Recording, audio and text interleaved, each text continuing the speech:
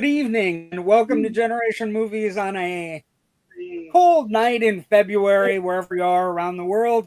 My name is J.W. Colwell. I am joined as always by my partner in crime, my friend in celluloid, Rich Drees. Rich Drees, how are you? Hey, I'm doing okay. It's Nearer the end than the beginning. I went with Be Happy in Your Work and Madness, which anyway you want to look at it, is kind of where we're headed.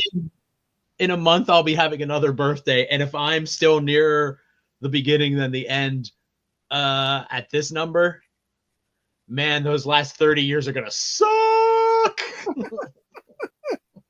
Yeah, the slow crawl towards the falling apart. But if you don't like to fall apart and you like to talk about cool movies and amazing classics, and in this case, join us on our Oscar Decade Cavalcade, which I love. Please like and subscribe to the YouTube channel, Indie Escape Network, also Facebook page, also Instagram page, also Threads, also TikTok. The other one, I'm not saying it anymore. I'm just done. But just join us. We are doing one of our favorite things that we do this year. We do every year leading up to that, the next Academy Awards. We do the Oscar Decade Cavalcade. And what we try to do is we try to pick movies from different decades that kind of have things in common and maybe have things in common with the movies that are coming that are in a race this year for Best Picture. So maybe at the end you can try to guess how we've put these things together, Rich Drees. But tonight we just didn't pull names out of a hat. No, we actually, I was talking to Natasha about this, right? When we were doing our shows in Christmas. There has become an actual curation to this show than what we start out as with, we'll just do the movies we like, right? Which is easy, but we're 2.5 years in here. We've done a lot of Bond stuff. We've done the Oscar Decade Cavalcade. We've done all these different things. We have Natasha coming in March to do, her own curation for a month where we're going to watch movies that she wants us to watch and to bring light to other people. And there's a real curation to the lists we make and what movies we look at. And I think that's actually one of the really cool things of our progression, right? One of the cool things in our progression is that you and I have, we can come up with lists for things that I don't know that a lot of people come up with or how they come up with them. You know what I mean? And I just think it's really cool that, we can inspire people who may have not watched some classics, especially Oscar-wise, to actually get into some movies that they may not have seen. This is one of my dad's favorite movies. This is occurring the night before 3 nights before his birthday. Then we're doing another one next week. So I feel incredibly lucky to have a partner that's willing to go on these journeys with me. But this journey, the Oscar Decade Cavalcade, is always fun. But this journey, this movie is so good. You know what I mean? We're going to get into it. Yeah. Well, I think one story. First off, for anybody who's not paying attention, there is a lot of Fantastic Four buzz that needs to be discussed quickly. 7 is the what? Day and a half. So, you have the new Megan trailer. You have the new Final Destination Bloodlines, if you're into that sort of thing. You also have, the very real proposition that we are getting our Fantastic Four trailer tomorrow morning at 7, which is because it's February 4th at 4 a.m. Eastern time, which is 7 a.m. Pacific. 4 a.m. Pacific, which is 7 a.m. Whatever. So, I mean, I just think it's an interesting time for trailers Go ahead. And the new Jurassic Park or Jurassic World trailer on Wednesday. Oh, there you go. Okay, so yeah, even more. And what I'm two things I do want to discuss, and it's an interesting thing. First off, the shit already they've shown in the Fantastic Four teaser to the launch is cool as fuck. It's kids like on a 1960s.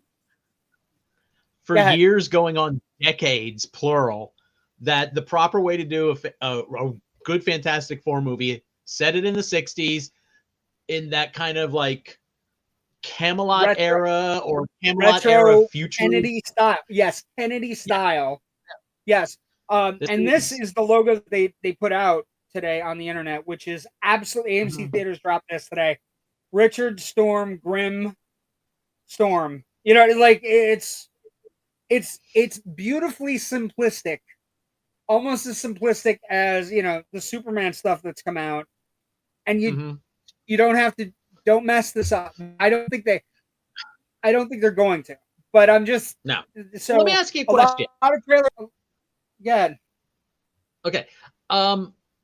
Speaking of the Superman trailer, that went to be like what, the 5th highest watched trailer in its first 24 hours of release ever.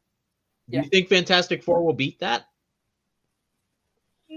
I don't know, because here's the thing, and this is between you and I. You and I have talked about it. There is a little bit of Marvel fatigue, but there is not a lot of DC fatigue, because we want DC to get back on its feet, right? So the idea of what Gunn's going to throw into a Superman trailer is huge. If Gunn were to release a Batman trailer tomorrow, it would have 200 million views. You know what I mean? So, but the Fantastic Four, I think, is the best chance this year for Marvel to achieve greatness. Like, I mean, part of me would like them to beat the Superman trailer and whatever's above the Superman trailer. So the Fantastic Four trailer would sit at the number 4 position, which would be kind of fun. But I don't think it's there. It's a weird thing though. It could, because Marvel is bankable, right? I was telling somebody asked me, like, look, we're talking at the movies. All I'm trying to say is the only way this Fantastic Four trailer will beat Superman is if Crypto shows up in that as well, which would be awesome. Yeah, I mean, I'd be down for that. A Crypto Fantastic Four crossover wouldn't be a bad thing. But I also think, I think they're talking about this. Brave New World's coming out in a couple weeks. Everybody's excited, but not super excited, right? We're only at it's tracking at 90 million. A lot of reshoots. But we haven't been talking about Thunderbolts. Every trailer I see for Thunderbolts looks better and better. And Thunderbolts has going for it that we actually care about the people in the movie, right? We care about Bucky, care about Red Guardian, care about Yelena, especially care about Yelena. You know what I mean? So that, I think that's going to be a sneaky big movie, right? I think that's going to, whatever it is, whatever it turns out to be. But Fantastic Four, I think, Marvel fans want them to get it right. And I think people are going to have a lot of eyeballs on the trailer tomorrow. I happen to be taking the boys to school in the morning, so I will be up at the crack of dawn to drop these children off at school. So I am super excited about that. I'm also excited. The other big news of the day that has to be talked about, especially for us and our age group and our age bracket, and it's been announced on Variety, Hollywood Reporter, Deadline. Sarah Michelle Gellar has signed up to return as Buffy Summers. Yeah. Now, and the key to this, though, Rich, the key to this is not that she's returning. The key is the people that are involved with the back portion of it, right? Zoe Xiao is who won for Nomadland, won an Oscar for Nomadland, attached to direct the pilots, which is crazy. The key for me is I was looking executive producer Gail Byrne, Yep. And Dolly Parton back as executive producer via Sandollar. So the only person not returning is Joss Whedon, who can't come back. And so for me, the right people, and I'm fine with that too. For me, the right people behind the scenes are important, right? If we're going to do, like, it's not going to be about Buffy aging out of being a Slayer. It's going to be about Buffy maybe showing up and becoming Giles or something like that. And I'm okay with that, right? And I could just see Giles just sitting around, watching her going, told you so, told you so. How's it feel now, This is how the youngins act. But you add, like, you can sprinkle in layers of, like, social media and phones and, but I want to kind of give a moment of caution, though, not to piss all over everybody's enthusiasm. I'm enthusiastic as well. This is simply, she signed on, they're developing a pilot script. And if everything goes well and Hulu says yay, then they make the pilot. And then if Hulu likes the pilot, then they make a series. This isn't a series commitment. This is just, we're developing a pilot. It's still but I don't think you can stop the excitement. I don't think you can stop the excitement. But yeah, no, I'm excited that there's some actual movement on this happening finally after years of speculation. What's going to happen next? And then Joss Whedon pulling his crap, kind of making me feel that Buffy was a dead franchise, honestly. That, outside of some comics that really weren't that good anymore. Sorry, Dark Horse. No one cared. No one wanted to tell stories in this world anymore. And I'm excited that I would also that's turning around. Again, at least even if it doesn't go forward, it means there's still interest at 20th Century in keeping this stuff alive. This particular franchise alive. And Nora Zuckerman and Lila Zuckerman are attached to write, showrun, executive produce shows they have produced recently are top of the line shows. So Zuckermans are in charge of Poker Face, Prodigal Son, Fringe, Agents of S.H.I.E.L.D., Suits at USA, and Haven at Sci-Fi. They've put together a really nice, first of all, people that know about the original show, and secondly, people who understand streaming today and how to build a franchise. Because Poker Face is one of my favorite shows in the last 5 years. So the excitement is palpable, and I want it to succeed, because I think one of the things we were talking about in Generation Movie, or not Generation Movie, and Loud and Nerdy 2 weeks ago or a week ago, was what show could we do next after Twilight Zone? I mean, we've got a lot of Twilight Zone to do left, but Buffy was on that list of shows that you could revisit and also bring an air to what exactly happened to everything behind the scenes, and still kind of like be able to watch. Because the show, there are some, my father died right like about 3 or 4 years after, maybe 4 or 5 years after The Bottom. You know what I mean? Like, so it's like that show ties into my DNA. I used to tape it every Tuesday night. I used to tape Angel. Watch them, I've watched the seasons over and over. It would be nice to get back. It would be nice to see friends returning. It would be nice to find out what happened after everything happened. And also just, I would like a palate cleanser so that we can have the conversation about Buffy without, it leads us back. Every time you do a revival, I'm a big believer in it, right? It leads us back to the original source material. And I wonder, is the Slayer army still there, or have they all been killed off and she's down to one? She's back down to one that she has to train. That would be amazing. Or there's some catastrophic event. I mean, it would kind of suck for all the other Slayers, because that would imply maybe Faith got killed somewhere along the line.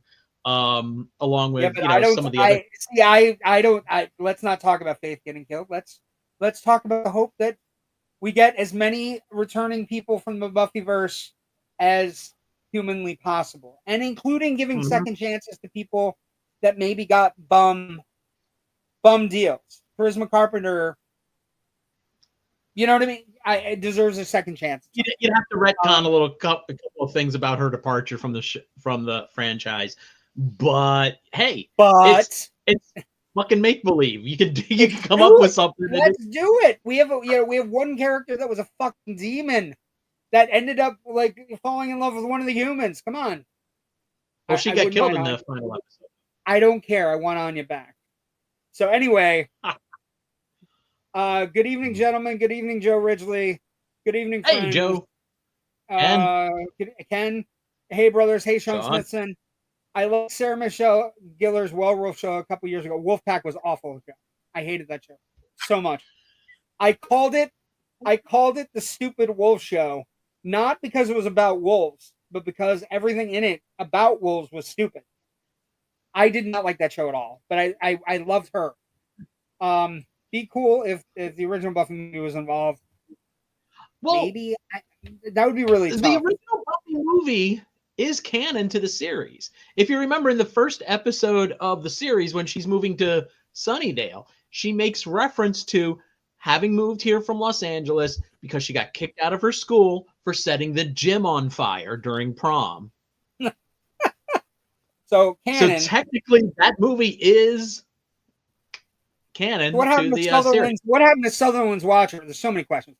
But like I said, hope springs eternal. I'm going to talk about it more tomorrow on Loud and Nerdy, especially with fans of the show. But it's I like the talent they have behind it, right? Which is the bet. You know, like I'll give you an example of the excitement I had when I read this today, and then I read who was involved. It was the same excitement as Ghostbusters Afterlife, right? Where somebody that's involved that has a working knowledge of my revival, right? Like, is essential to these legacy reboots, legacy sequels. They're essential. And I just think they got it right. But we're going to cut it short tonight because we have a long movie. We've got a lot to get there. And some of the more interesting backstory ever. Tonight's movie is The Bridge on the River Kwai. I have two posters tonight. This is the first one. This is beautiful. Show the posters. I'm going to go get my notes that I left in my bag across the room here. Okay, sorry. Go get the notes. This is the other poster that's also like right up here as well. But the adventure to be seen from the makers of Lawrence Arabia. This must have been a reissue poster. Anyway, yeah. So Bridge on the River Kwai, like, first off, one of my dad's favorite movies. It's one of the movies he showed me when I was a kid. That kid probably shouldn't be watching or understanding. But at like 7 or 8, I was watching and understanding, and I understood cinematography, and I understood, David Lean's important, and I understood all those things. But it's more than just that. It is a really special Oscar winner. And the movies we're going to do in the Oscar Decade Cavalcade the next 4 weeks before Natasha comes back in March are all movies that are extra special, all from different decades, but all movies that have like an elite, epic quality to them, which is what we're going for this time around. Production. I love backstory, Rich. I love crazy backstory. I watched the movie, and Alec Guinness won an Academy Award for this movie, right? For a movie he didn't want to be in. For a movie he didn't want to be in because he thought it was anti-British, but a movie director David Lean didn't want him in because he didn't want him to be the character. So, I love a movie Alec Guinness thought was not going to be any good. Alec Guinness is terrible at judging his own work. Between this and Star Wars, he just not be allowed to comment on his own films. Yeah, he should. He does not. He has a weird. It's like the opposite of like picking the right. And then there's other intrigue behind the scenes. But let's talk about the casting first. David Lean did not get along famously, and this is after he had done 2 movies with him. He had done 2 movies, right? He had done Oliver Twist and Great Expectations, with David Lean and Alec Guinness. So he signs up for this. The producers put Alec Guinness in after they cannot get insurance. Go ahead. Let's take a half step back. David Lean wasn't even the first choice to direct this movie. You know that, right? Yeah, no. They went through, and these are all interesting choices, I'll say, but I don't think they're good choices overall. First of all, for the John project, Ford. no. John Ford would be terrible. John Ford, William Wyler, right? Howard Hawks. Yes. Fred Zimmerman, who directed High Noon, he might have actually turned in a good version of this. He might have actually gotten the point of the movie. Yes, I agree with that. And my favorite are, what the hell were they thinking, candidate here? Orson Welles. Yes. So we have a movie where these are crazy choices. And up until this point, Lean had only done smaller British movies, right? So he doesn't like Guinness. Guinness is forced on him because, and this is the greatest thing, the original casting for Colonel Nicholson was Charles Laughton, but because he was overweight all the time, they couldn't get insurance for him going to a jungle to film. So it's literally Marlon Brando in the Island of Dr. Moreau.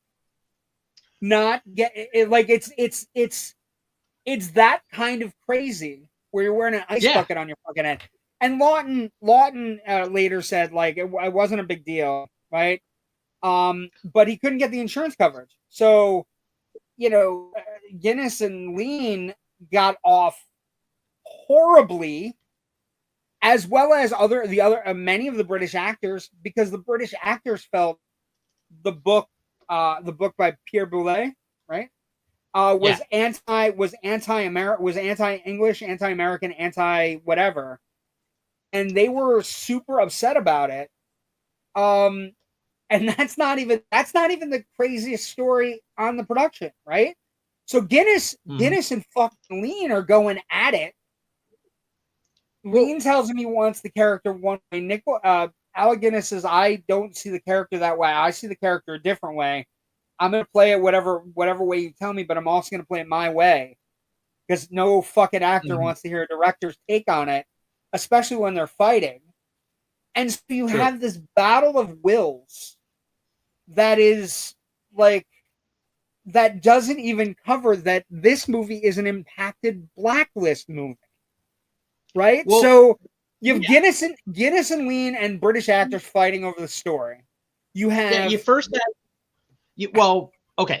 I'm trying to remember who bought the rights to it, the producer, but he goes to Carl Foreman, who is a blacklist writer. Sam Spiegel. That's right. Carl Foreman, blacklisted writer. He turns in a couple of drafts.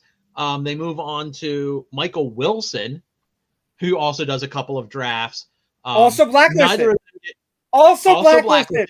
Neither of them get credit. And Michael Wilson also went on to work on the Planet of the Apes series, which came out of another novel by Pierre Boulet.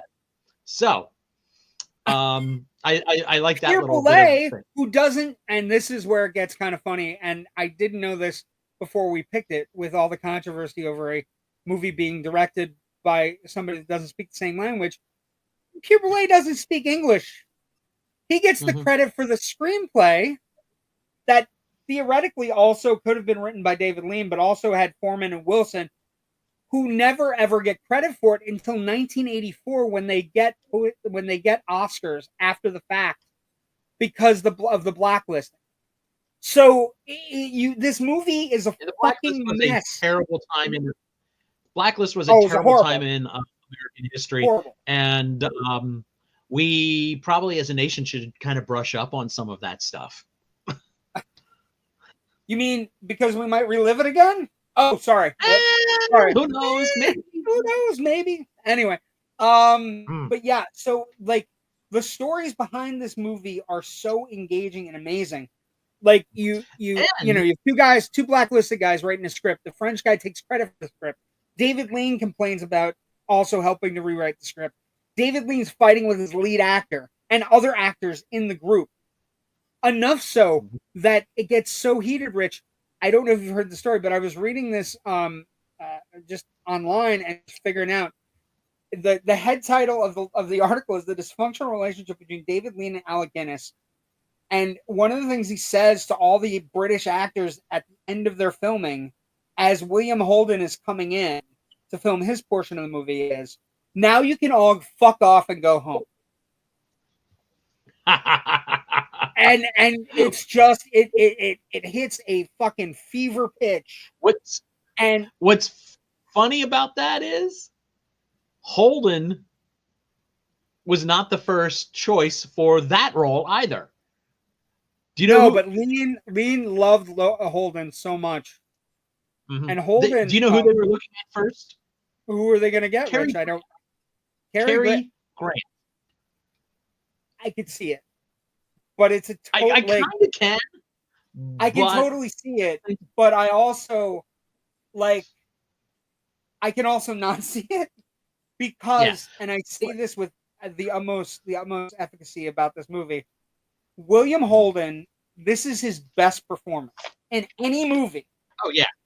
He is so fucking great in this movie, Rich. His character is so absolutely opposite of everything you think from 50s matinee idols. Right? Let's go to war. Let's save everything. I don't want to go back. I want nothing to do with this. I'm not here at the hospital with these hottie nurses. Another fun point. That was Columbia Pictures made David Lean put that in the movie.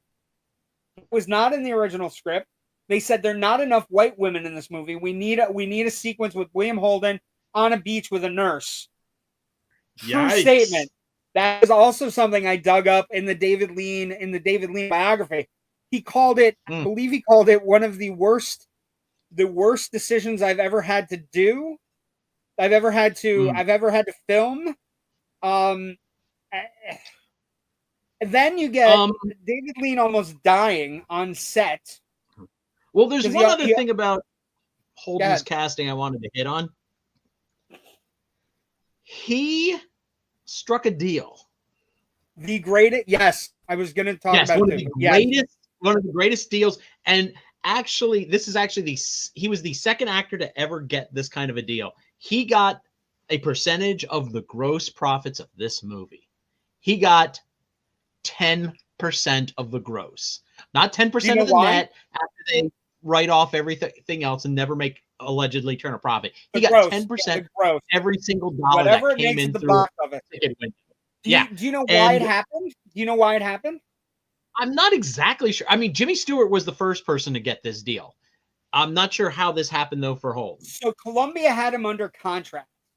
And the way it worked was his contract couldn't go above, he was contracted to get $50,000 per movie. $50,000. And what happened was he had said, I don't want to do this movie. It's going to be a rough shoot. I don't want to do this movie. I will take my regular percent. I'll take 300,000. You'll still say I made 50. And the way we'll do that is we'll do the gross points. And the way we do that is so my tax advisor, because William Holden was one of the richest men in Hollywood. And he was just one of those guys that saved all his money, kept all his money, was careful, didn't drank a lot, but didn't do a lot of drugs, didn't have, had a couple wives and kind of kept his head down. So it is one of the greatest deals. David Lean almost died. Oh, go ahead. Yeah, I'm sorry. But that deal, let's face what's important about that deal. That deal, fractured the first big crack into the old studio system.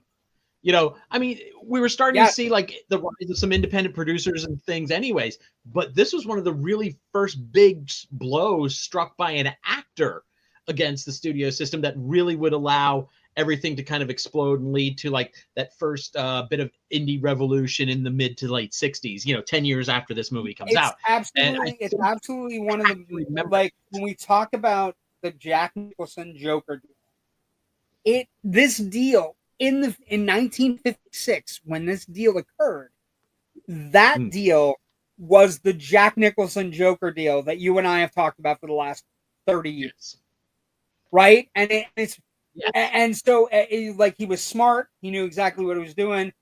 The script is razor sharp. His character is razor sharp. He is, he doesn't like the war, doesn't think it's heroic to die for people that don't give a shit about us.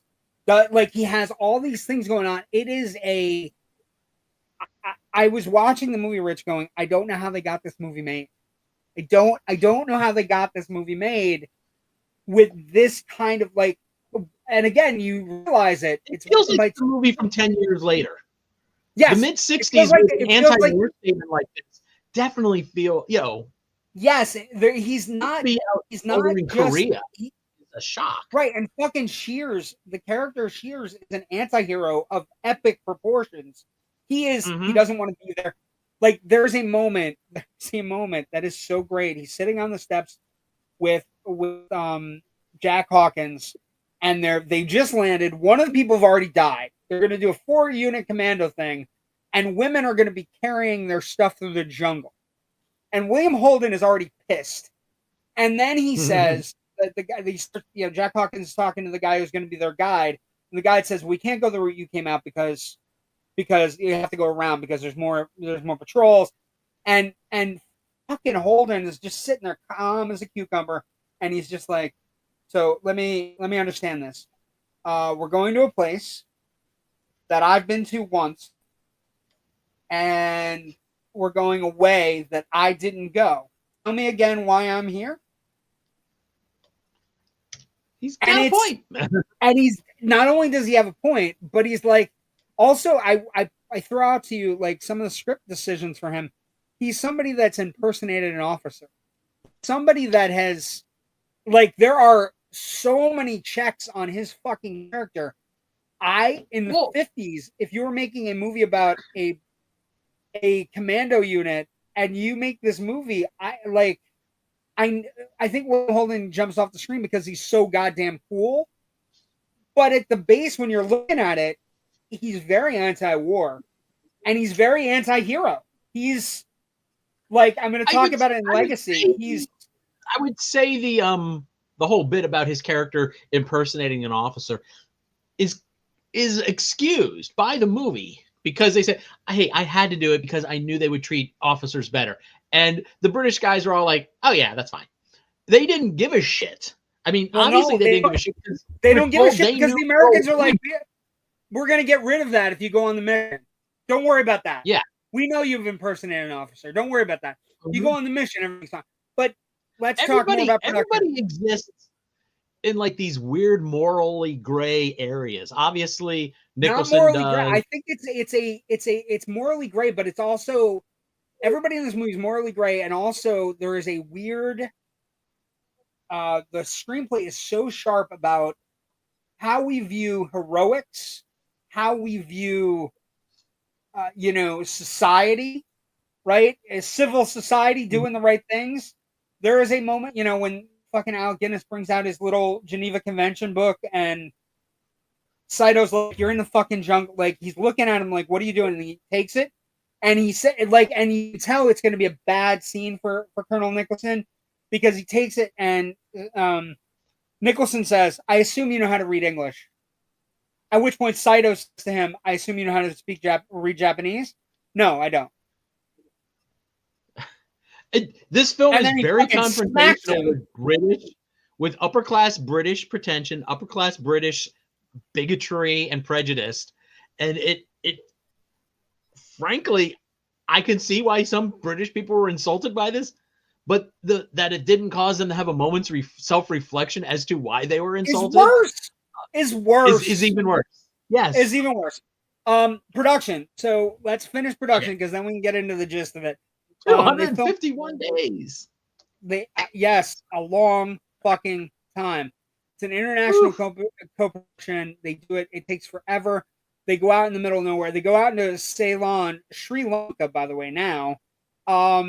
And basically, Sri Lanka, the only other movie that I have known that has ever been filmed in Sri Lanka is Temple of Doom. The Temple of Doom and this are the two movies. David Lean almost died because the river almost killed him. And then they basically set up this explosion to the explosion on the bridge that they built for the movie and the train that they built for the movie, and it crashed, and they basically had to set up for the next day with the Prime Minister of Ceylon there to do it with his entire entourage. It also has the interesting soundtrack story. British composer Malcolm Arnold called it that he had 10 days to write 45 minutes worth of music, which was really hard to do in 1957. And he basically called it the worst job I've ever had in my life, which would, again, kind of go a little bit away because he ends up winning an Oscar for it. But he calls it the worst job of his life. And then the name of the episode tonight is the Colonel Bogey March, and the reason, so it's it's the whistling though.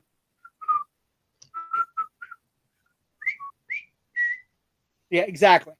But the interesting thing there is that was all because David Lean hated some of the actors and the people that were playing British POW people. He could not get them in unison. So they had somebody that was a master whistler who happened to be in the thing, George Seagots. He began to whistle the Colonel Bogey March and basically got everybody into step. So there's this great scene where they're shooting. The people are coming into the camp, and all the British Army is walking, and the British officers are walking in, British POWs, and they're walking to this march. But it was started by one of the actors, one of the people that were extras, and it was because David Lean hated them because they couldn't march in unison. Like the happy accidents on this film are absolutely astounding. You know what I mean? Like, and that's why I love our show, Rich, because finding the backstories on these movies is so enlightening. We're talking about Alec Guinness and David Lean actively fighting. They made 2 movies before this movie, and then they made 3 more movies. 3 more. They made more movies after this. Like, it's unfucking believable. They knew they had magic even within their personal friction. And that's an amazing. That is an amazing story. Like, it's not as historically accurate as they do. And here's where it gets funny. It is a brutal prisoner of war movie. When the movie opens, there are all these different things, but it's not historically accurate because it's not as brutal as the actual camps were.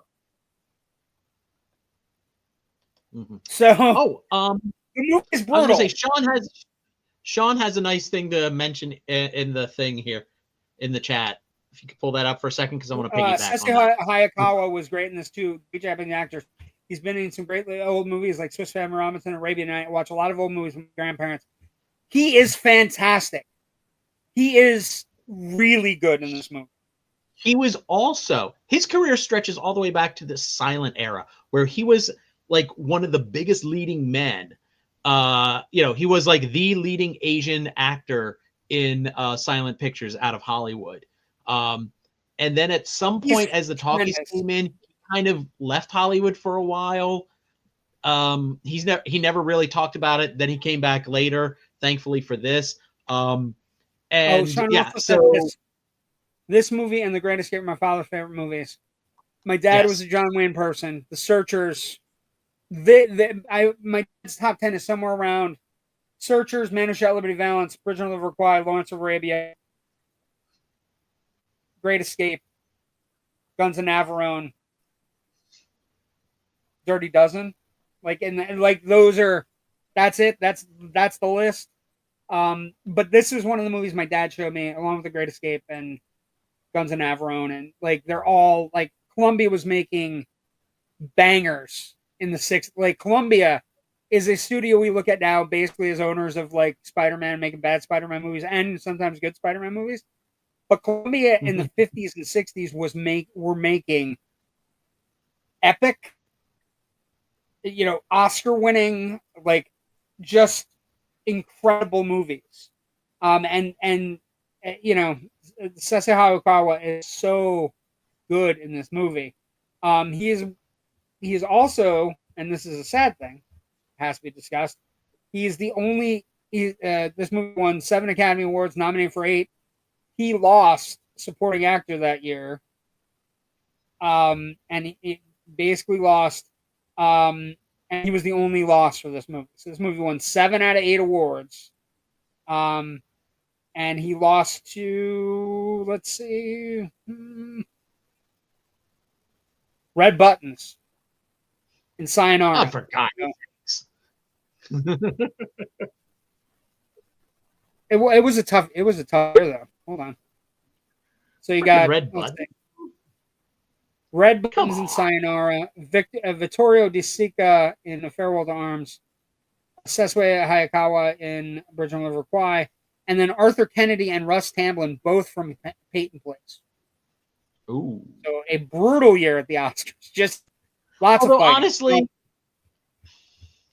I've seen Peyton Place. I've not seen the Red Buttons movie, but I'm not a Red Buttons fan to begin with. I don't think he's that great. So Sayonara's a really good movie. Really? He was the stand-up performance in that movie because he had the most to do in a movie that was basically about.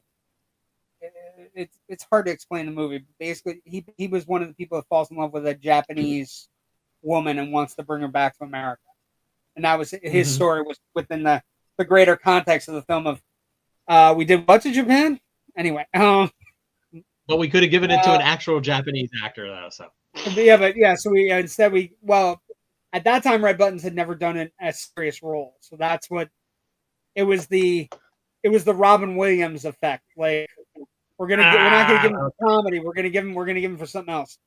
Okay, the sound was serious. I hate that. I really fucking hate that. But yeah, like I think the most interesting thing when you look at the history, like basic construction stuff and everything is right on.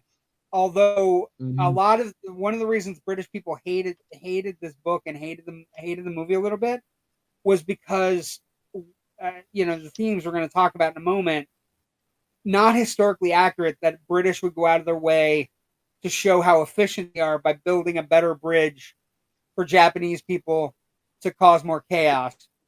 It's like the things that are said by the doctor.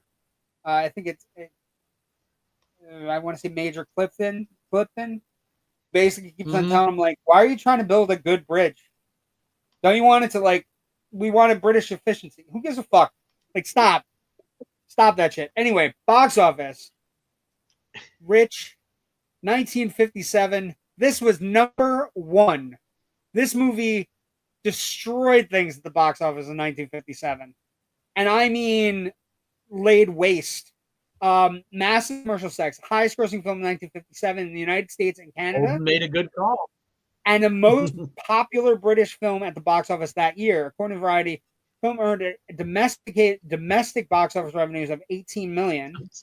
Then they revised it down to 15. And then by October 1960, the film had over the number that they come up with on the numbers, the grosses to this day are $33 million off a budget of $3 million. So it's 11 times its budget. And then if you do any kind of like fun stuff where you look at and this movie played for years. Like this movie, when we say it came out in 1957, it was a roadshow presentation. So it traveled around the country for 2.5 years to various single theaters around the country. This was before multiplexes, right? And so this had a roadshow production. You would, typically go in, there'd be lobby cards, all kinds of stuff, information about the movie, all kinds of things. It had an overture and an intermission and an outro. You know what I mean? Like all these things. And it's $33 million over a 3-year span. In 1957 equates out to about $330 million net. $340 million. Which puts it on par with any of the movies that were released around Thanksgiving this year. Like Wicked and Moana are both over a little over 400 million. So to get you an idea. And then the most interesting thing about this, I don't know if you heard about this, but before we get into critical response, I have to discuss that BBC ABC paid a record $1.8 million for the television rights to 2 screenings of this show in the United States. The 167-minute film first telecast uncut in color on the evening of September 25th, 1966, as a 3-hour plus ABC movie special. So they only allowed 23 minutes of commercials. The telecast of the film lasted more than 3 hours because they added commercial breaks to the end and the middle. So they did like an intermission where they ran like 10 minutes of breaks. But it was so unusual for the time because usually most movies were cut into 2 nights, right? 2 parts shown over 2 evenings. Here's where sometimes, sometimes, but for this movie, right? ABC Bond movies were always one night, but they started at 8 or 8:30 and they went till 11. And Mom chased me and my brother up to bed at 9:30, so I never saw the ending of a Bond movie until I was like 12. Until we started doing Bond. That's why I started reading the Fleming novels, though, so I could figure out how these stupid films ended. But here's how the move paid off for ABC. The telecast drew 72 million people with a Nielsen rating of 38.3 with an audience share of 61%. So, 61% of the people who had their televisions on were watching The Bridge on the River Kwai in 1966. It's a 72, 38 share. It's in the top 10 Nielsen shares of all time. This movie, and they showed it on one night, so it wasn't. We have to wait till tomorrow to figure out what happens. We know what happens. And it's just a testament. This movie is. I read that. I was like, holy shit, right? Like that's incredible, right? If limited commercial breaks, whatever. Anyway, we'll never see anything like that again. That's just it's too. We're too. The nature of the business has changed far too much, and fractured too much, so dramatically. But also the idea that this movie. And think about it, in 66, no VHS recorders, no beta recorders, nothing to tape it or anything. So you got to watch it once and you're like, I'll wait for the next ABC showing of it. It was a little bit Wizard of Oz-ish. But again, 38 share. Like that's reserved for like fucking the end of MASH. Just crazy. 38% of all televisions on or off were on watching The Bridge on the River Kwai. On that date in 1966. Amazing. I read that today. I was like, that has to go in the box office stuff because it's so important to this movie getting over. Because by 66, figure 9 years later, that means it's attracting a next generation.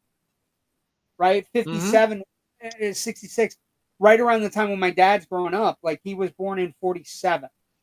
So he was 10 years old when it came out. And then 66, he's 16. You know what I mean? Like, so it's like, or not 16, he's 19. You know what I mean? And so I just think it's an incredible thing. Critical response then and now. I was going to say, that's a good age to get hit with this movie. Perfect age. I think 10, 11, 12, because it's got cool shit in it, but it's also super serious. But 11 times his budget. Anytime, like, right now, people in Hollywood are happy if we get 4 times our budget. 4. Give us 4. Just give me 4 times our budget, right? It's a $250 million movie, makes 4 times the budget, it's a $1 billion movie. You know what I mean? Like, 11 times its budget, if you did a movie that made a ton of money, is billion. We're talking Avatar numbers. You know what I mean? Like, and that's what it is. Let's talk about, we use Rotten Tomatoes as a way to aggregate. This is a way to kind of like get a gauge. High numbers, my friend. High numbers for The Bridge on the River Kwai. It runs, let's see. 96 from critics out of 103 reviews. So we're literally, there's 7 people who don't know what the fuck they're talking about. And then 93 popcorn meter. So that means if you see it, and you should, like, without a shadow of a doubt, you should see it and watch it and enjoy it. You see it, you end up liking it. I do like some of the critics that Pauline Kael, super tough reviewer from the New Yorker in the 60s, right? The film is rather misshapen, particularly in the sections featuring William Holden, and the action that detonates the explosive vision isn't quite clear. However, Alec Guinness is compelling as the English colonel. Roger Ebert had a great review. Yeah, she was brutal, she's not right? Wrong. I mean, she's not wrong. It's got a weird shape to it, but it's like I feel like it's two movies in one when we're going to talk about it. Roger Ebert, in one of his retrospective reviews, 4 out of 4. Few war movies focus not on larger rights and wrongs, but on individuals. And basically, the final dialogue in the film is so compelling as a film watcher because you do, like the shifting points of view, everything that's happening as the movie's ending, as it's careening towards its inevitable conclusion, is amazing. Slant had a great thing. Epic subtly developed themes about irrationality of honor and the hypocrisy of Britain's class system without ever compromising its thrilling war narrative. And that's where I think for me, the most intriguing thing about it, Rich, it's two movies in one. Because there's a whole prisoner of war, Alec Guinness, we're gonna do the proper British thing and make a better bridge than the Japanese can make themselves. And also, you have that amazing you have an amazing Alec Guinness performance that is he's so snotty and he doesn't know it. Right? He's stiff upper lip, but he's also like he is immovable. He's rude.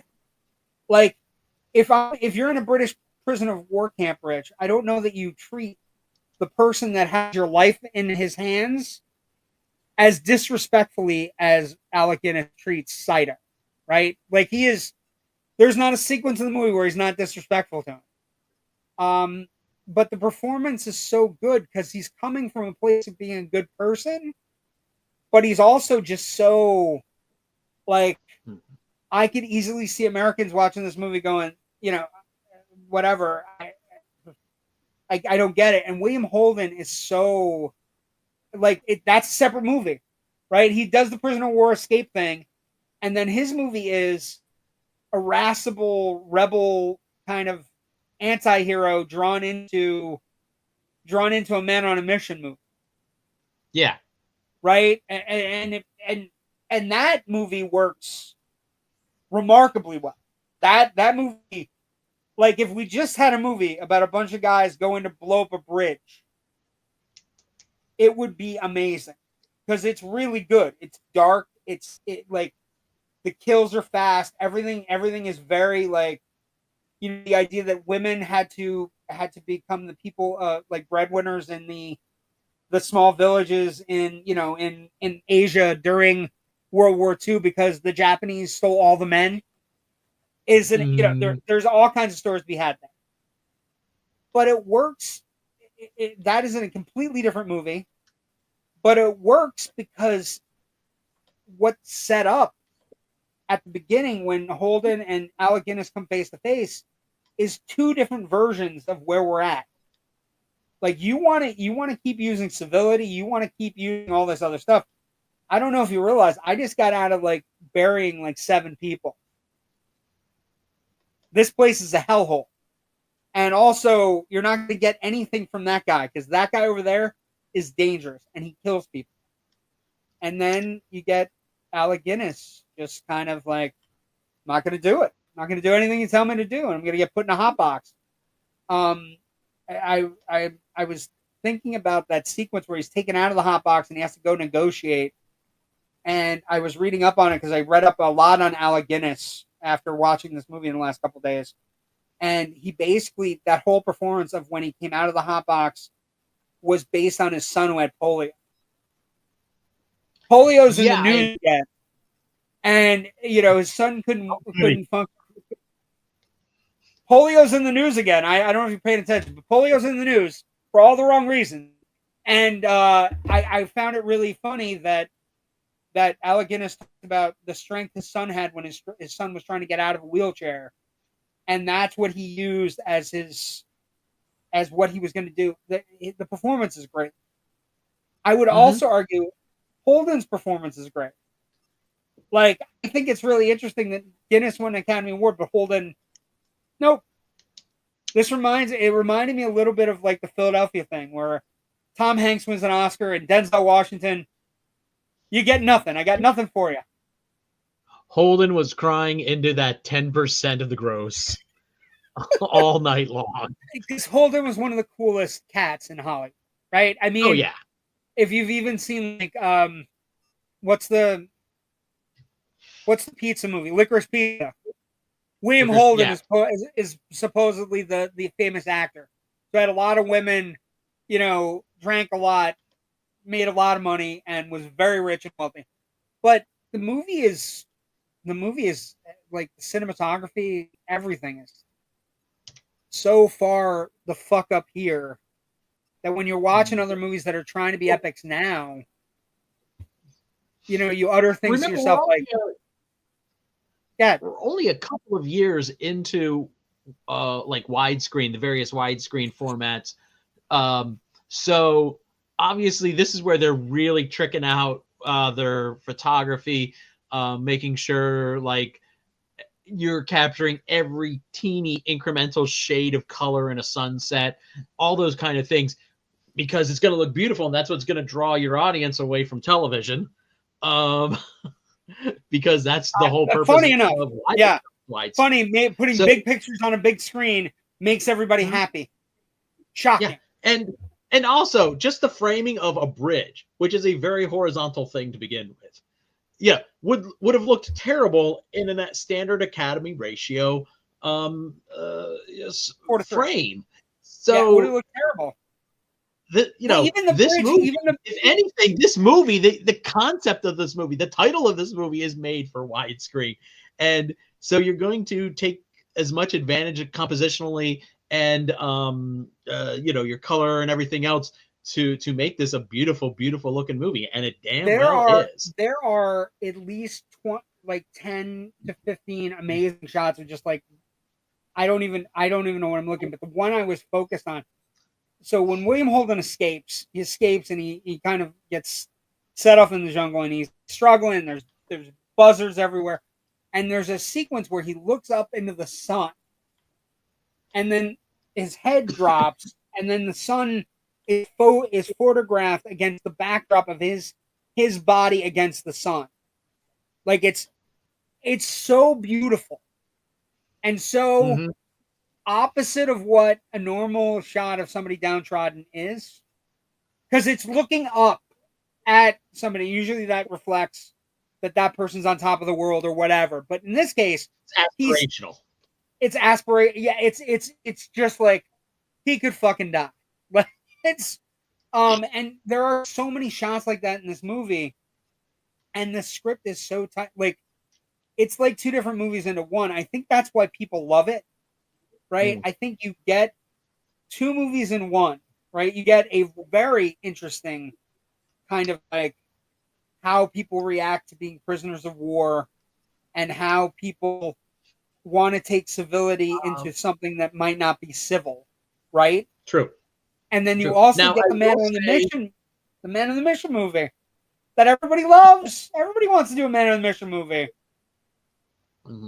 I will say there is one absolutely terrible stinky shot in this movie. Go ahead.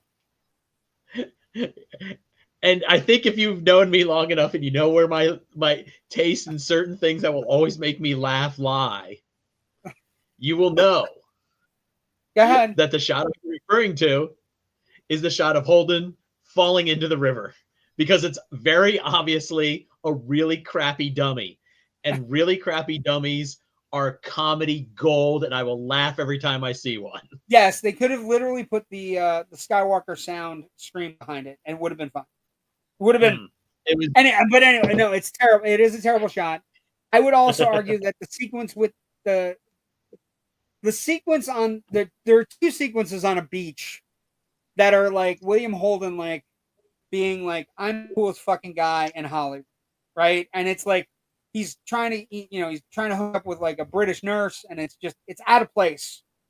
It's out of place because you know what's happening in the prisoner of war camp, right? But it's also perfectly in place for this character. And when I was reading about it, that Lean didn't want to shoot it, and that they needed like the reason they shot it.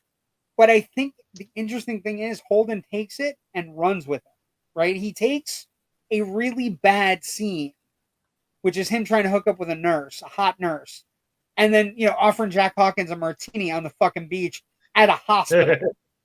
you want a martini? He's like, where'd you get the alcohol from? He's like, oh, that's a hospital. Hospitals have alcohol.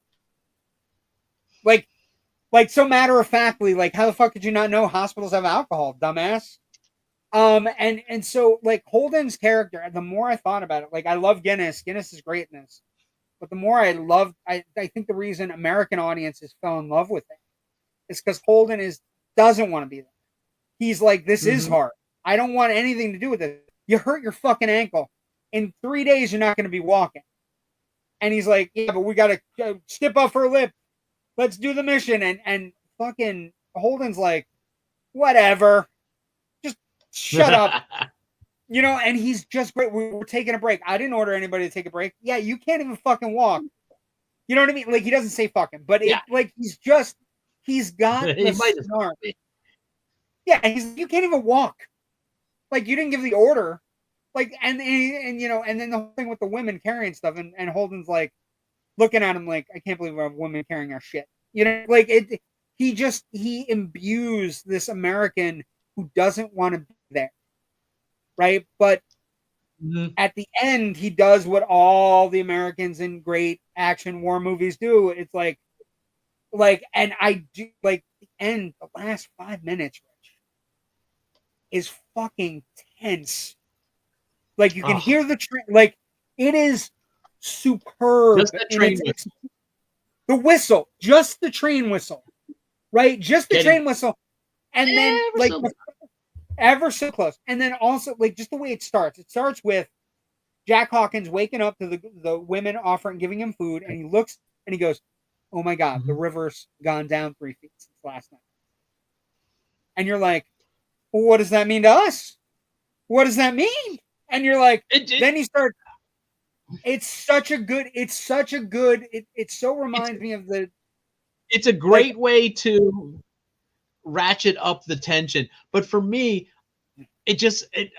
part of me was like, oh, that seems convenient for ratcheting up the tension. Everything else that could go wrong does go wrong, and it felt very organic, like them getting discovered by the Japanese patrol. But the idea that the Japanese wouldn't notice it, but fucking Nicholson does. He notices there's something wrong, and like midway through, you're like, can you imagine being in a theater in the 57, watching this movie, and just having people fucking screaming at the top of their lungs? What are you doing? Like, because that's how it was yesterday. I'm like midway through, like. You're watching it, and like William Holden's watching everything, and William Holden can't do anything. Like he's watching the whole thing kind of just fall apart. And like Hawkins is up in the eagle's nest looking down, going, blow the bridge. Don't worry about the train. Just blow the bridge. Just let's get out of here. And the whole movie he's been like, we got to get both the bridge and the train. But right at the beginning, when the tension starts, he's like, just blow the bridge now. Just fuck it. Let's go. And that ratchets the tension. Honestly, then the train horn starts. It's such a the train was close enough that I don't see how they would have been able to signal the train to slow down. It just would have kept going and right in. They would have come around the bend and go, oh, no track. The scene they get is this amazing sequence with all the Japanese troops coming down on either side of the train or either side of the bridge. Fucking Holden yelling to the kid who's on the plunger, kill him, fucking kill him, just kill him, right? And he stabs Saito, and then fucking Alec Guinness tackles him.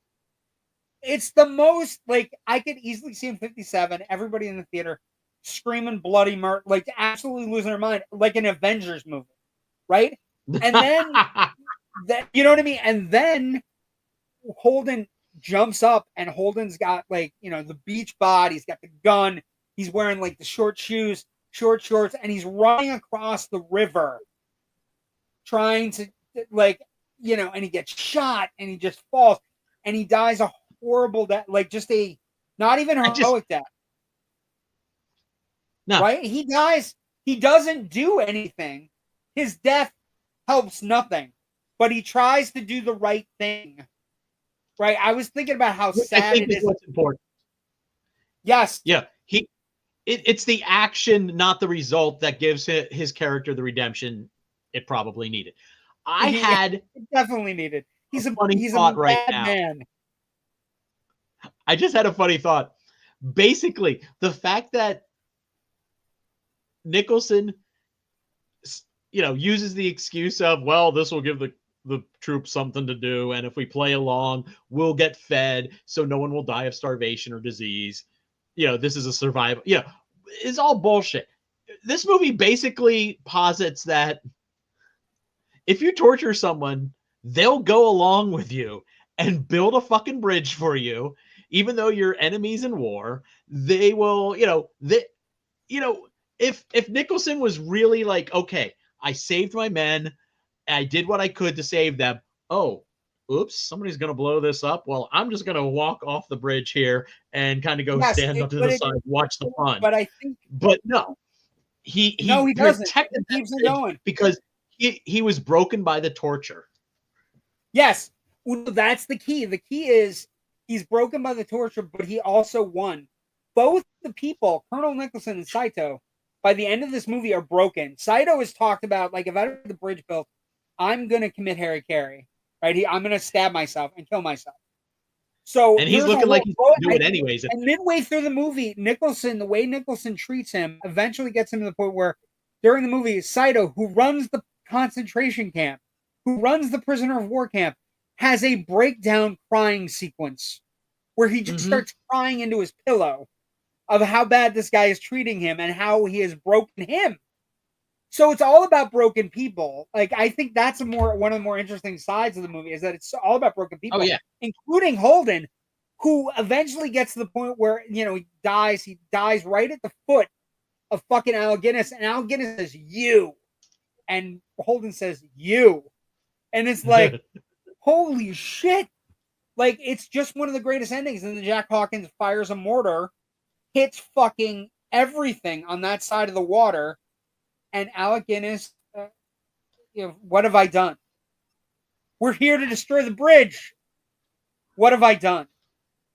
And then Clippen, who's like the medical guy, is up, is off camera, doesn't want to go to the affair or anything, and kind of just gets to deliver the two greatest lines, which are madness. And then Guinness falls on the fucking plunger. It's one of the greatest endings. Just tension wise, the fucking train in the background, Rich, is like, I'm reminded of like that old Hitchcock thing I used to tell you about. That was my favorite Hitchcock interview, where they're like, how do you create tension? And he's like, well, if I put a bomb under a table. Well, how do we know it's a bomb? Well, I put a timer on it. Well, how do you know it's a timer of a bomb? I'm focusing on it, so the audience knows it's a bomb. The ratchet of tension is so exquisite in the last 5 to 10 minutes of this movie that I could easily see why people came out of it in 1957. It's like, I gotta go again. I gotta see it next week. I gotta see it when it comes to my town. Everybody's talking about this movie.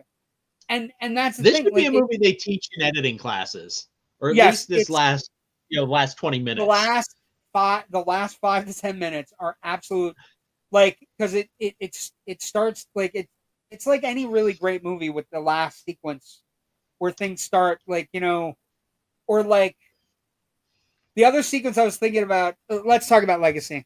It's perfect time to switch to Legacy.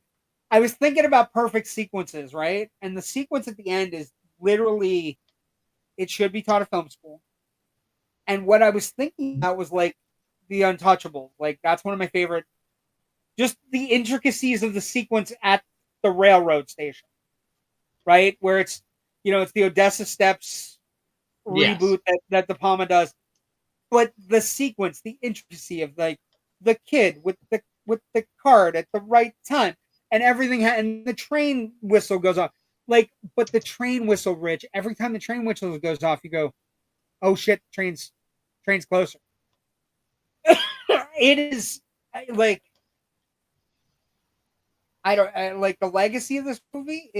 First off, the legacy is gold standard. Like, it's one of the gold standard Oscar winners. It only won 7 of 8, but it's one of the gold standard Oscar winners, right? It's one of those movies that your grandfather tells you about and your dad tells you about, you and then you pass it on to other people in your life. Throughout your life, you pass it on to them as a gift. Mm-hmm. Here's a gift. I took you to see Prisoner of the Choir. I took you to see Lawrence of Arabia. It's a gift. And it's the kind of gift where you can't not be enamored by this level of filmmaking. And also that we don't have this level of filmmaking. They don't make them like this anymore, right? We get very few things that are shot entirely on location. Very few things where, you know what I mean? Like, we get movies that have special effects and all these different things. But this is somebody at the star of their at the height of their star power in Hollywood, William Holden, right? 12 years later, he will eventually make The Wild Bunch, which is, like, if you think about it, a great bookend, right? I was thinking about anti-hero characters. Like, the character William Holden, I've never thought about it before, but the character that I was associating William Holden with, the guy who has to go on the mission and he doesn't want to fucking be there, I was thinking of Snake Plissken today. I was thinking to myself, that like is that. Think about it. Height of his coolness, right? Has to go on a mission, doesn't want to go, is forced, and I think, and Snake Plissken would be like, yeah, we should ruin the tape. We should fuck up a tape and get the fuck out of here. And that's, like, I think there's a lot of legacy in this movie, though. Like, we're going to talk more about David Lean as we progress on this particular Oscar decade cavalcade for certain reasons. I mean, this is the first of his big 3, I would say, his big 3 epic films. This, Lawrence of Arabia, and then Dr. Zhivago. And these are the 3. These are the gold standard 3, right? If you have to see, if you want to understand David Lean as a filmmaker, like, there are certain movies you have to see for a filmmaker to understand a filmmaker. You know what I mean? This would be the 3. That would be an interesting, like, idea for us. Come up with 3 movies from each filmmaker that are head and shoulders, like, this is the determination. But also, the legacy here is Alec Guinness works with David Lean 3 more times. And like, I guess once you win an Oscar with people, you have to go back. But, like, there was never any disrespect. Like, it's the nicest. I was reading all kinds of articles, heated tensions between Alec Guinness and I was just reading all of them, and they all were so nice. But, like, we just didn't see the character the same way. Or, you know what I mean? Like, and this is the movie that puts David Lean on the map. The next time David Lean makes a movie, people lose their fucking minds, and it's maybe better. I mean, probably better. But also, like, very similar in that it's 2 movies in one, right? And so you get, like, a definitive way that this man is going to make movies. And this man's the way he makes movies is better than anybody in the 60s could do. Because he's probably the greatest filmmaker of the 60s. Right? 50s and 60s. Like, his epics are more epic than anybody else's epics. What else? What do you got? What's a legacy you took from this? Alec Guinness not understanding the greatness of the movies he's in. How about that fucking legacy? He does that shit all the time. Yeah, that's not a great legacy. Holden making some big bank off of this, paving the way for other actors, I think, is interesting. Because ultimately that's going to affect the kind of movies that get made, leading to Star Wars and stuff like that. It also affects Holden's career. Holden after this movie doesn't really have to work, so it's all gravy, right? After this, I wish there was more talk, like if this helped to crack the blacklist a little bit, but it didn't really. We were still a couple of years off. But what's funny is HUAC, the House Un-American Activities Committee, which was one of the most un-American things we've ever done in this country up until recently. By a lot. Until recently. Until Tuesday. I couldn't find any notice of them criticizing this film, and it's very anti-war. It's anti our allies. You could look at it as anti our allies, the British. You could, there is an argument to be made about this movie if you are a paranoid conservative, possible alcoholic like Tail Gunner Joe was, where Joe McCarthy, you could say that this is, an anti-American movie. This is communist propaganda. There are ways you can frame this movie that would be incorrect framing. It would be against whatever the author's intent is in this film. But I could see where disingenuous arguments could be made. So I'm kind of surprised we never saw anything like that, because really good. That was amazing, right? Yeah. I was looking for that because here's the thing. Mm-hmm. You see the movie once, you think it's William Holden being cool. And then you start to dig deeper into the William Holden character. And he is a deeply flawed American with deeply held beliefs. And all he wants to do is get home and bed nurses and drink and not go to war because he doesn't think it's cool and he doesn't think it's heroic. And he actually is a coward in every conceivable way, right? Mm-hmm. And Guinness, the other side on Guinness is borderline collaborator. Right, borderline collaborator. Until his carcass falls on a plunger, he could have easily been the worst, colonel in the history of the British Army. And so you're right. How does this movie get made? How does it not get? I was thinking about John Wayne. How does John Wayne not go? I hate this movie. How does John Ford go? I hate this movie, right? Probably why John Ford didn't wind up directing this movie. He might have taken one look at the script or had read the book and it's like, no, I want to do this. But look at the people that were there. Ford, Howard Hawks. There are real reasons. Probably wouldn't want to do this. There are real reasons why the people who ended up, like David Lean, ended up directing it. And I do think there's an interesting legacy is that this is one of the first times you see a war movie where not everybody that's in a war is heroic, and not everything that happens to the people in a prisoner of war camp is sanitized for audiences, right?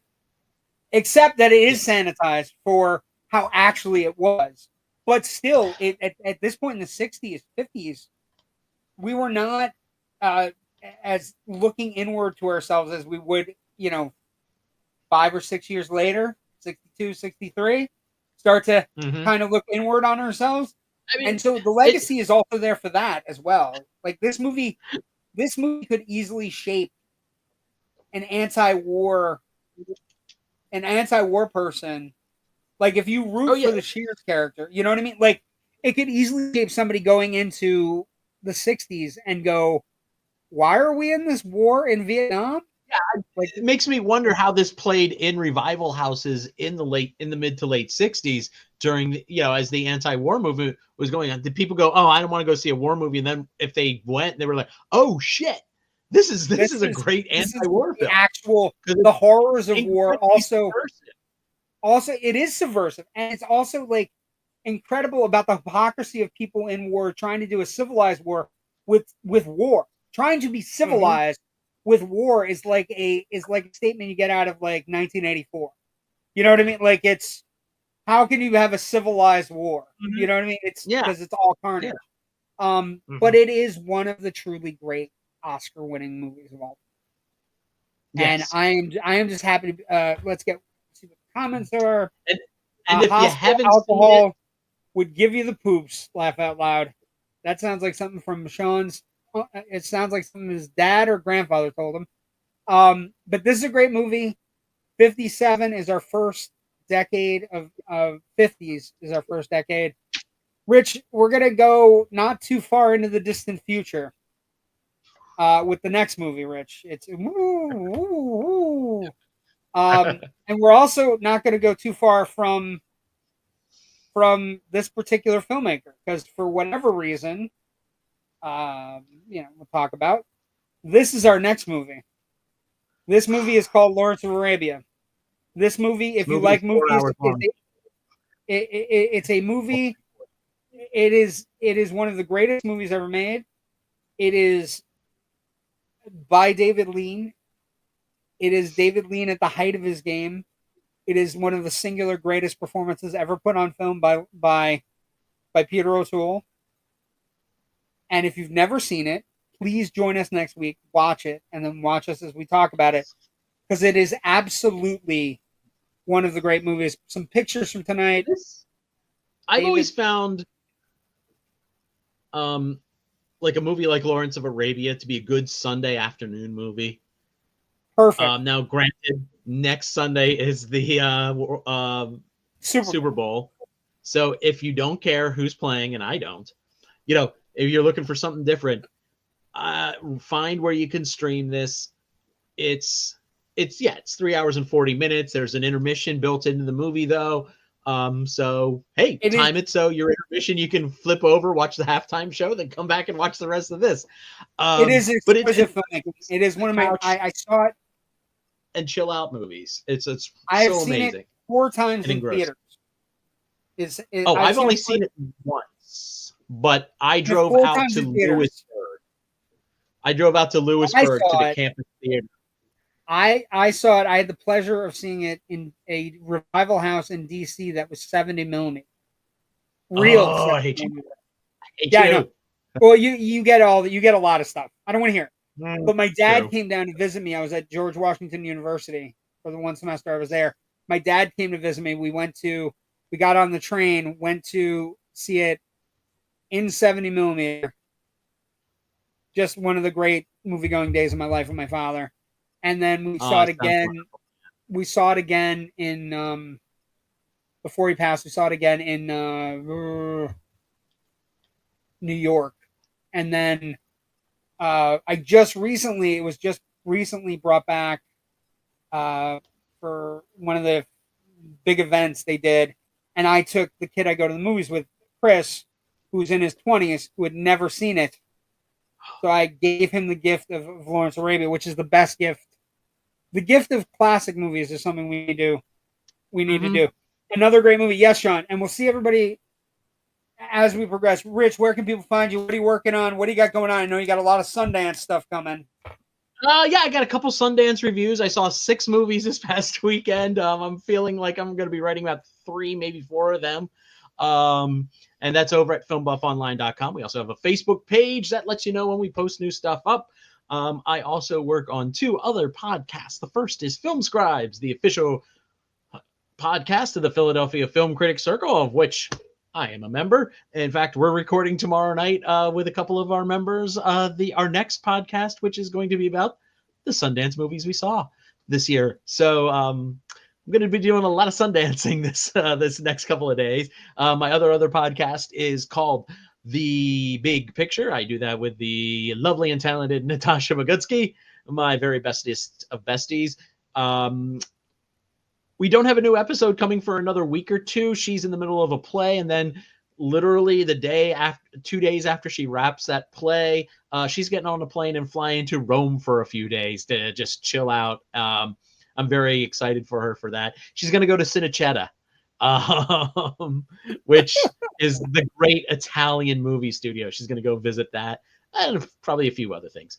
But when she comes back, we're going to start the first of what's going to be an ongoing series in our podcast where we take Quentin Tarantino's book, Cinema Speculation, and we kind of go through each of the chapters and watch the movie that he's talking about in that chapter, and then discuss what we feel about what he has to say about the movie, if we disagree or agree and stuff like that. It's going to be fun. Sounds amazing. Sounds incredible. Yeah, it's going to be fun. Yeah, so that'll probably be in a couple of weeks. And I can be found on the socials as @FilmbuffRich on Twitter and Blue Sky.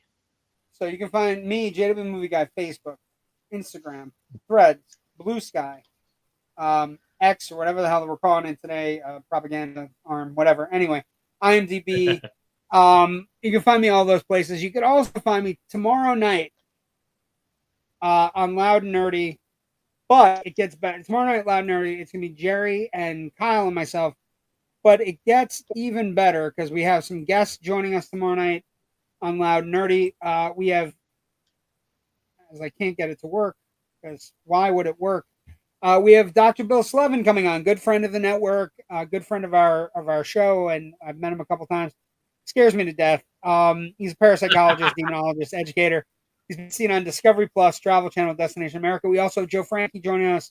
He's the chairman of the board regional director for Northeast Region USA and CIO of the Warren Legacy Foundation for Paranormal Research, joining us tomorrow night. If you don't know who the Warrens are, if you've seen The Conjuring, you do know who the Warrens are. And he basically is one of the people that deal with that particular organization. So they'll both be joining us tomorrow night. Plus, we're going to do a little talk about the Twilight Zone, Nick of Time. We've had 3 episodes in a row, Rich. Season 2, 3 episodes in a row with The Howling Man. We had Eye of the Beholder and Nick of Time, which is the William Shatner tiny seer, mystic seer card game at the restaurant episode. 3 of the best Twilight Zone episodes ever, and there were 3 in a row. I just had a thought. God. You know how you said you were looking for a movie to do after, or a TV series to do after your Twilight Zone reviews? Yeah. I'd love to see you and your co-hosts on that show get all the way through Twin Peaks. That's one of them that came up. That is one of them that came up. So Twin Peaks came up, Buffy came up, Outer Limits came up, Night Gallery came up, right? Ooh.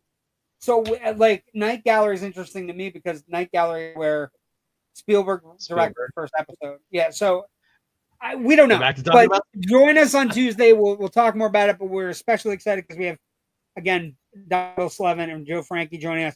Thank you for joining us tonight. We'll see everybody next week for Lawrence of Arabia. Please watch it. If you've never seen it, watch it. We'll talk about it. I guarantee it will be one of the greatest movies you've never seen. I guarantee it. Also, be happy in your work and madness. Yes. Which is both. Have a great day and do something nice for somebody that might need help. Don't be nice. Be kind to one another, and everybody needs a shoulder right now. Everybody needs somebody. That's just how I feel, Rich. Anyway, don't make me break into the Blues Brothers with that one, but got somebody to anyway. Have a good night. Stay safe.